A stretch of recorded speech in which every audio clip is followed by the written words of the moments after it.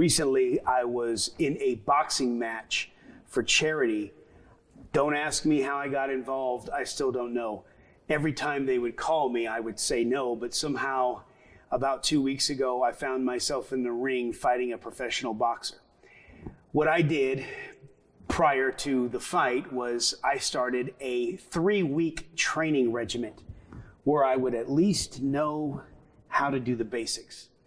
Thank God the fighter that I fought took it easy on me. There's a famous story that comes out of Louisville from a young man named Cassius Clay. You may know him as Muhammad Ali. The story is not about a young man like myself who decides to do something for charity, but of course, one of the greatest boxers that ever lived and how hard he had to train. He ran miles. He ran literal hills and mountains in the area that he was from. He sit-ups, push-ups, pull-ups, sweating, fighting, sparring. Learning to take the skills that he was given and turn himself into an incredible fighting machine that the reality, the sport had never seen anything quite like him before. His first big fight, he was paid something like $120,000 or $140,000.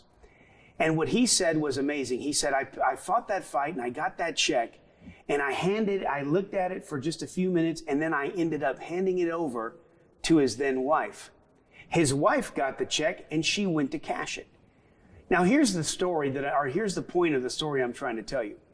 In the Bible, the scripture says that you and I, through Christ, are more than conquerors. Not conquerors, more than conquerors. What does that mean?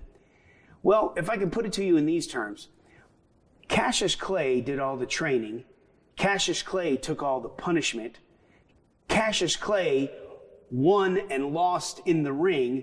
Cassius Clay was the man that was out there. He was a conqueror.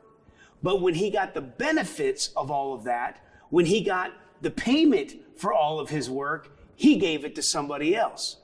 He was a conqueror, but his wife was more than a conqueror. And that's what Christ's opportunity is for you and I. Life is difficult. There's fights, there's battles, but Christ has already won those fights for us. He has gone before us to fight those battles. Thus, we know, even in the midst of our most difficult times, that we're not conquerors. We're more than conquerors through Christ who saved us and loved us. Thank you so much for joining me.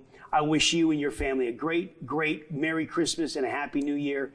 And remember, at the Restoring Church, we're here to restore you.